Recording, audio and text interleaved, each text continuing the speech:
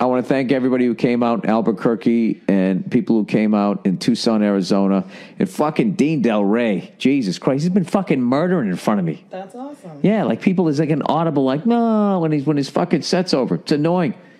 He's making me work out there.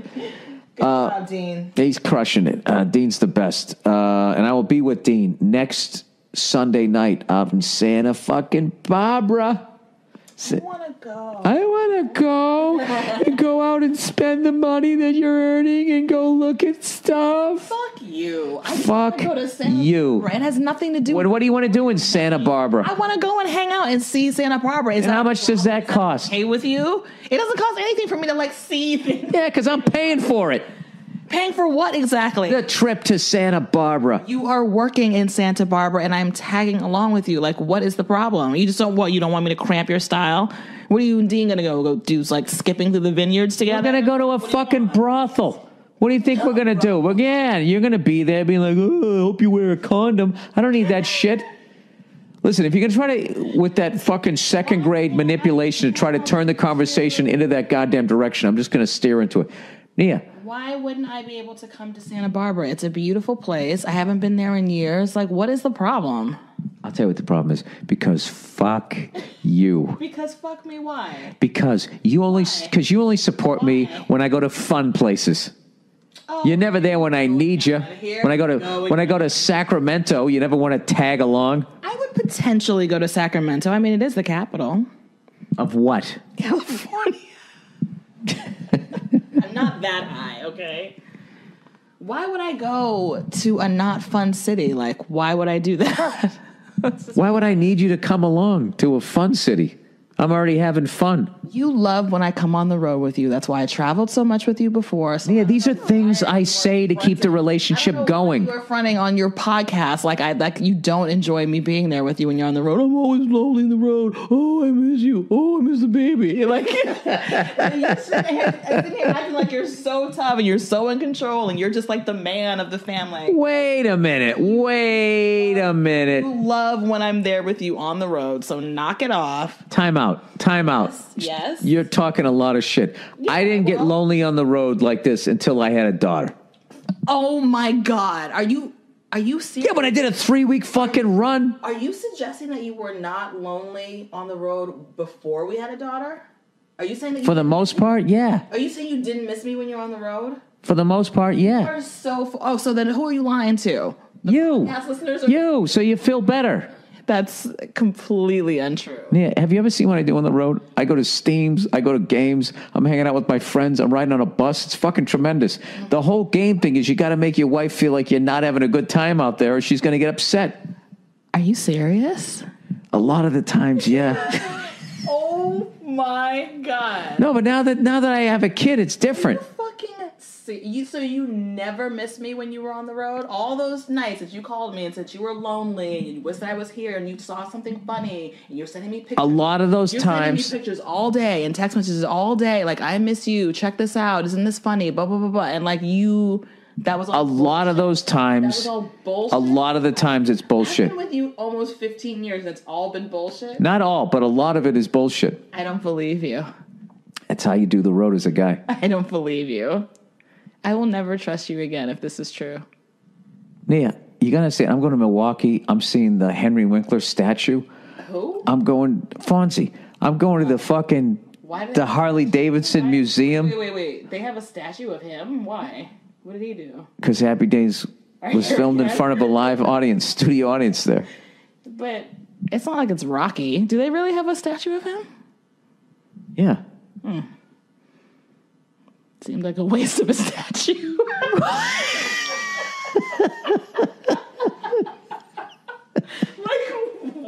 It's like the funniest thing ever. A waste of a statue. Like the statue could have been something else. Like, what are you going to do? Chop the head off and put fucking Merv Griffin's head on there? Wait a minute. Is that character that iconic that it deserves its own statue? Hey, that guy.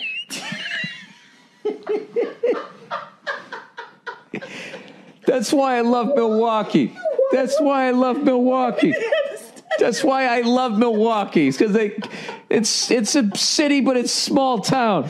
Oh my God, Milwaukee, you got to do better.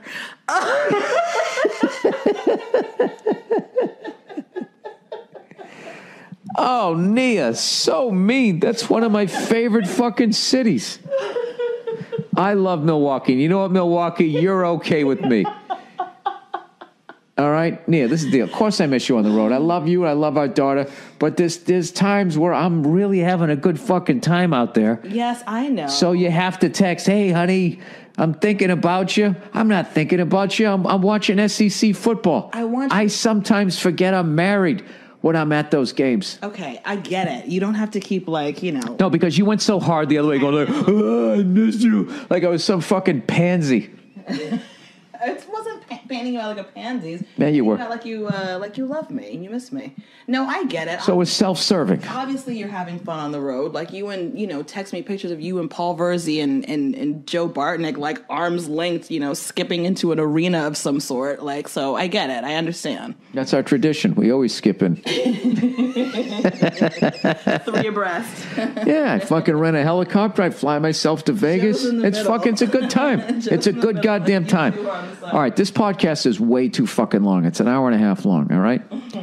Okay, can we apologize to the city of Milwaukee? I will, on behalf, before we start a social media controversy here. All right, I'm done with this shit. Anyway, mom's comment on pizza leads to breakup. Hey, Bill, weekly listener, love F is for family and all your stand-up stuff. Keep up the good work. All right, my question is, what experiences have you had with dating while going through a rough time with your professional career? Bill has never dated anyone besides me. I'm the only woman in his life that matters, and I really don't appreciate you asking about the people that came before me.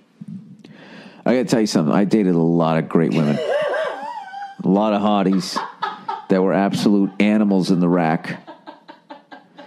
My girlfriend and I dated for 3 years and recently decided to go on a break. Yeah, all right, you're breaking up.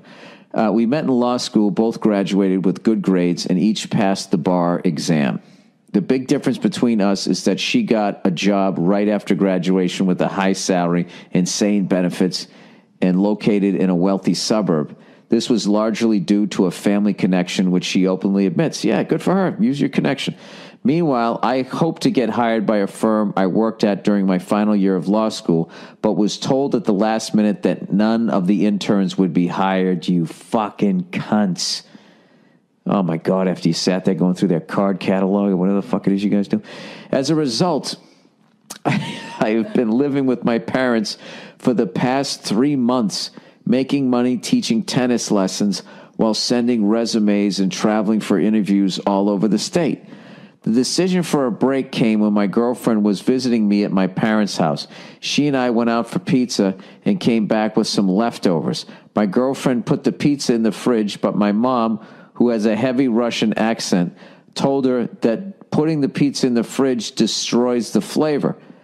I did not even bat an eye at the interaction and went to the couch to watch a hockey game. This guy's living the life. He's living at home. He's teaching tennis. He's watching hockey. He's eating pizza. I love this guy's life. After an evening of my girlfriend moping around, I asked her what was wrong. According to her, I failed to stand up for her and was supposed to tell my mom to not speak to her that way. Well, in defense of her... Tell my girlfriend not to put the pizza in the fridge. Oh, how dumb. Yeah, but in defense of her, though, the Russian accent is a little harsh. They can't help it. Even when they're being like happy and friendly towards each other, they sound like they're screaming at each other. They want to murder each other. Yeah, that they're going to send you to the fucking gulag. Russians, don't get mad at me. You know that shit is true. And like, think about your grandparents and your aunts and your uncles. Like when you went in the room. Nobody gets mad at anything on this podcast, Nia. I have curated some of the dumbest people on this planet, and we all just sit in our fucking bubble of stupidity, enjoying all of this. All right, after an evening of my girlfriend moping around, I asked her what was wrong. Okay, according to her, I failed to stand up for her and was supposed to tell my mom to not speak to her that way. I know my mom can sound a little harsh with her accent. Yeah, there you go. And sometimes uses incorrect words. Use your imagination when speaking English. But the two have always had a good relationship, so there was no reason to think she would be upset by the comment. This started an argument about how I've become a mama's boy. Oh, boy. Oh, she went there. And that I'm not really pissed about that whole pizza situation. And that I'm not desperate enough to move out of the house. Ooh. Somebody's going to throw a chair soon. These comments really piss me off because she has personally seen the amount of hard work and long hours I've put into my schoolwork, internship, passing the bar exam. Yeah, not to mention she got a hookup and sending out resume. Additionally, this came a day after I was informed that I was a close second for a job I was excited about potentially receiving. Yeah, so this is it. Yeah, you're seeing branches. You know land is coming. You like Christopher Columbus. This is gross. Nia was commenting on this all-natural ginger ale. I actually like it. Oh, my God. Hey, really quickly, can I just ask you a quick question? Do you consider ginger ale soda? I thought you were going to ask me, do I consider ginger ale offensive? An offensive name. Do you consider ginger ale soda? Yes. You do? Okay. Yes.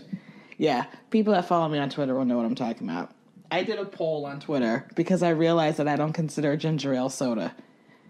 Well, it's because you only drink it when you have, when your stomach's not... That's what everybody was saying to me, but you know I'm obsessed with ginger ale. So I drink it all the time, but people seem to, yeah. Why don't you consider it soda? I don't know. I have no idea. I consider soda like Coke and orange. Do you consider an apple a fruit?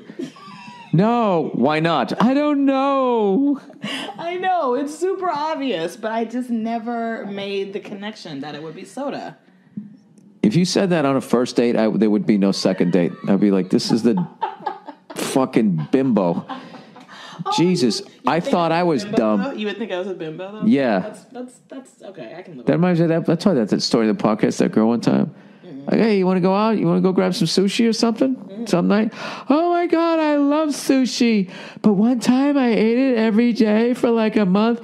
And what do you call the white part of your eye? I'm like, the white part of your eye? She goes, it turned all yellow. And I was like, hey. That bitch had jaundice. Yes. And I conveniently had another call coming in that I had to take. Well... But if you thought I was a bimbo, I still try to go out with her. I feel like part of bimbo still means like you are attracted to me. So I still try to go out with her, though. Of course you did. You know why? She was an underwear model. She modeled me undies. No, she didn't. So anyway, pizza. Sorry to interrupt. Okay. Additionally, okay, this came because so the guy was excited. Whatever.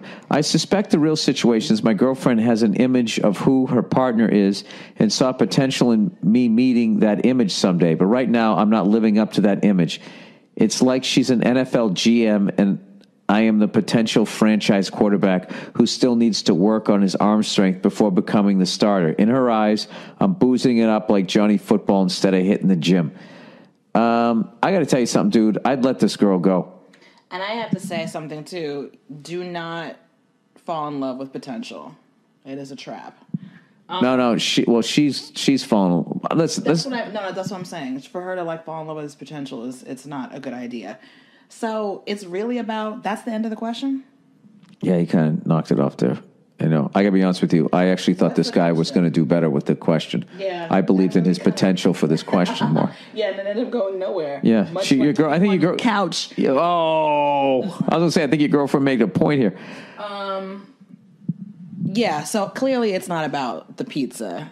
It's about, like, the bigger picture for him and where he's at in her life, and she's not. She's like... She's a spoiled brat who just got a job gifted to her, so she doesn't understand why. But she's still, like, good at it, though, right? Like, it's not as if she just got it and she sucks at it. I know, but you know something? He didn't say that he brought that up, because I would have brought that up. Still, I'm sorry, I don't fucking come from the goddamn Waltons. Who's a big lawyer family on TV? Were the Waltons lawyers?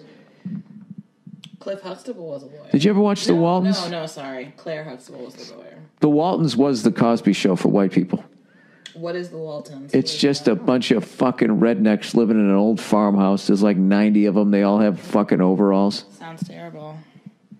What do you have against white people in overalls in fucking dilapidated buildings? Yeah.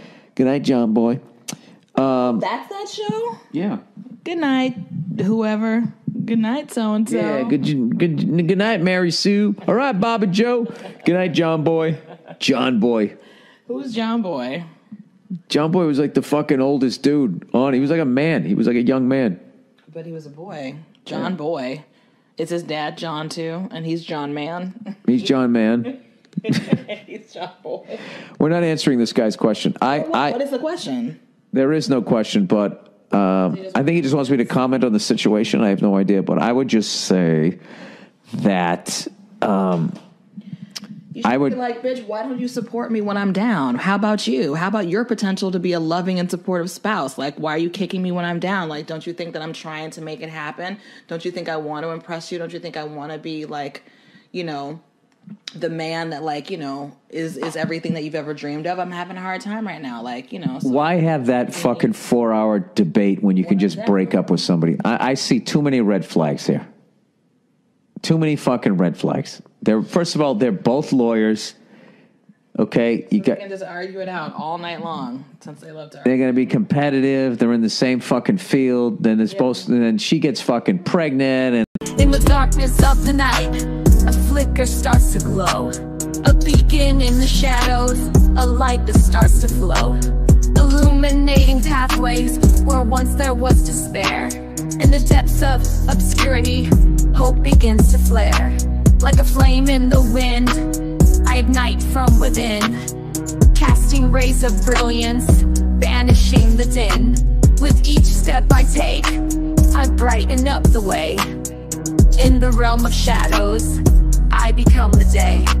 I'm the light in the darkness, the spark in the night, guiding lost souls towards the morning light. Through the tunnels of uncertainty, I'll be the guide. For I am the bearer of hope, in me dreams reside. In the labyrinth of life, where shadows dance and play, I'm the ray of sunshine, turning night into day. With every glimmer I cast, I unveil the unseen. In the tapestry of existence, I'm the golden sheen. From the darkest corners to the highest peak, I'm the radiant glow that even shadows seek. With every flicker, every beam I emit, I dispel the darkness, I never submit. I'm the light in the darkness, the spark in the night, guiding lost souls towards the morning light. Through the tunnels of uncertainty, I'll be the guide. For I am the bearer of hope, in me dreams reside. In the symphony of life, I'm the crescendo's rise. In the canvas of the universe, I paint the skies. So let the darkness tremble, let the shadows flee. For in the heart of radiance, I'll always be. I'm the light in the darkness, the spark in the night, guiding lost souls towards the morning light. Like, who the fuck puts their fucking practice on hold? You know, she would have to, obviously, if she's carrying a baby. Like, that's kind of how it goes. Yeah, like, she should be loving. So she's like, so get your shit together, because eventually when we have a family, I'm going to have to take time off. Fuck that. She seems like the alpha male here in this, and I think that she's going to want to keep working. She's just an alpha. And then this guy can just fucking chill out with the kids teaching tennis. Yeah, I mean, it's not like he doesn't have a job. He's looking for a job. He almost got one. Okay, well, keep at it. Keep your chin up. I don't know. Both of these people sound annoying. Why? How is he annoying? They're just both annoying. He's like, I'm playing tennis. I'm doing my best. And she's like, get it together. No, he's teaching tennis. No, whatever. He's making money. Yeah, but you have to play it to teach it. Ooh.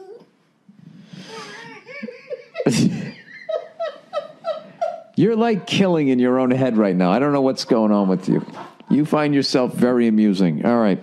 I do. I really do. All right. You know something? All right. I almost started crying like that guy's fucking potential fucking wife. His wife. All right. That is the podcast. I don't know if I helped anybody. I don't even know what I talked about.